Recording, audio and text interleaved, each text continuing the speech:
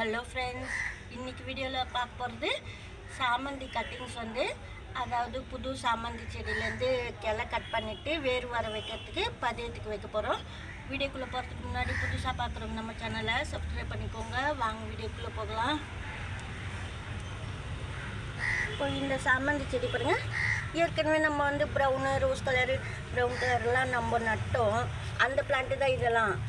எவ்வளோ வந்திருக்கு பாருங்கள், தளிர்லாம் கொச்சன்ட்டு நிறைய வந்திருக்கு.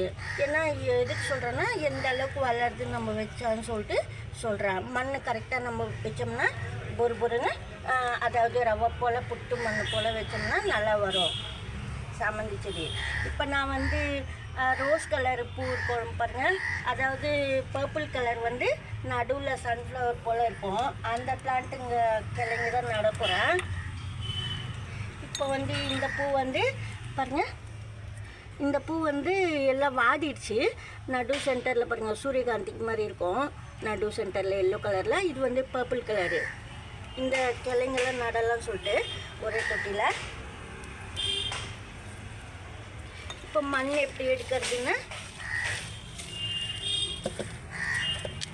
அதாவது சாயில் பழைய சாயிலோ இல்லை பூமி மண்ணோ நீங்கள் எடுத்துக்கலாம். பாருங்கள், இது கொஞ்சம் லிமிட் பாட்டு, பெரிய பாட்டு வருது பாருங்கள், லிமிட்டாக அந்த மாதிரி. இந்த மாதிரி இதுலேயே கொஞ்சம் சின்னது, அவ்வளோதான். ஹைட் இன்னமும் கொஞ்சம் அதே தான்.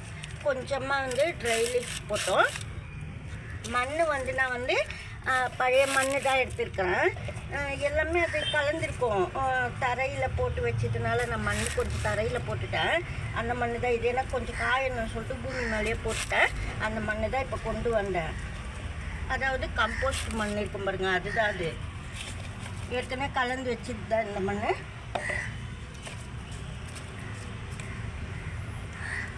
பாருங்க, இது இந்த சைஸ் தொட்டி தான். 3 செடி நீங்கள் வைக்கிறீங்கன்னா இந்த சைஸ் தொட்டி தான் எடுக்கணும். இதில் மண் வச்சதுனால நான் இப்போ எடுத்துருக்கிறேன். இது போல் அடியில் மண் போட்டு ட்ரை லீஃப் போடணும்.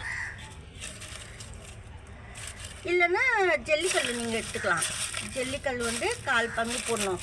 நல்ல தண்ணி நீங்கள் ஊற்றுற தண்ணி ஒரு சொட்டு இல்லாமல், அதாவது தண்ணி அதிகமாக இல்லாமல் பாட்டில் இறங்கிடணும். அப்போ ரொம்ப நல்லது சாமந்தி செடிக்கு.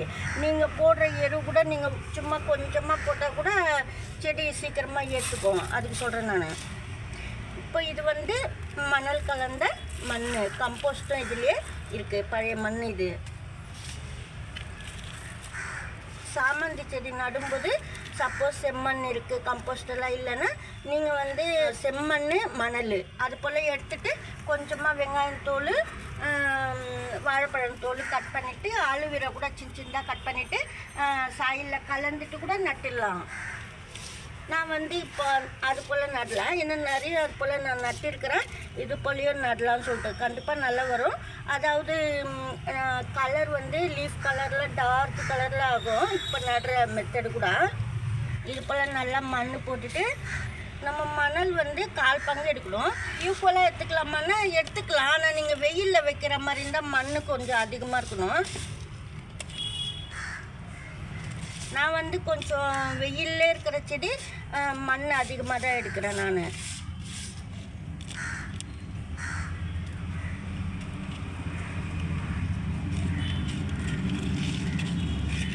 இதுங்க பாதி மண் போட்டுட்டு நம்ம எரு தண்ணி ஃபஸ்ட்டு.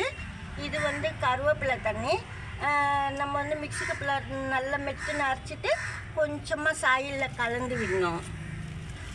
அதாவது ரொம்ப இல்லை, ஒரு பிடி அளவுக்கு தான் நான் கலந்து வச்சுருக்கேன். இதில் இது போல் சாயிலில் ஊற்றணும். இது போல் திருப்பி நம்ம மண் போடணும்.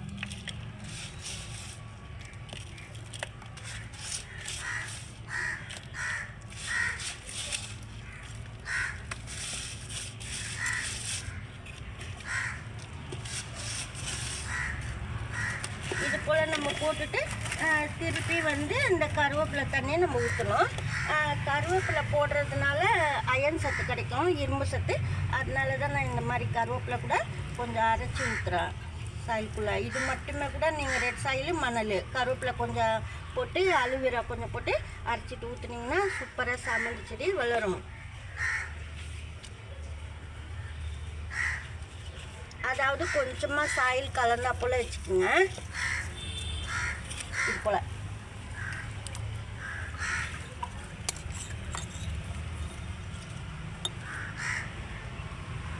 பாருங்க. இது போல்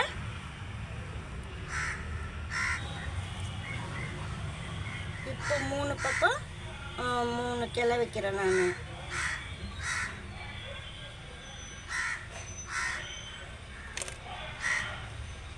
லேசாக வந்து தண்டுக்கிட்ட மட்டும் லேசாக சாயில் வந்து அணைச்சி விடணும். மண் நல்லா கொஞ்சம் விரல் வச்சு நம்ம லேசாக அழுத்தம் கொடுக்கணும்.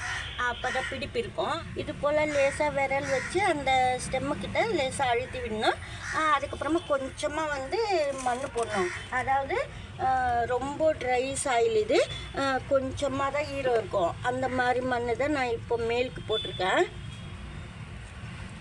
சப்போஸ் நம்ம இப்போ கருவேப்பிலை தண்ணி அதெல்லாம் ஊற்றிருக்கோம், அந்த இடங்கள்லாம் ரொம்ப சதன்னு இடம் சேரு மாதிரி.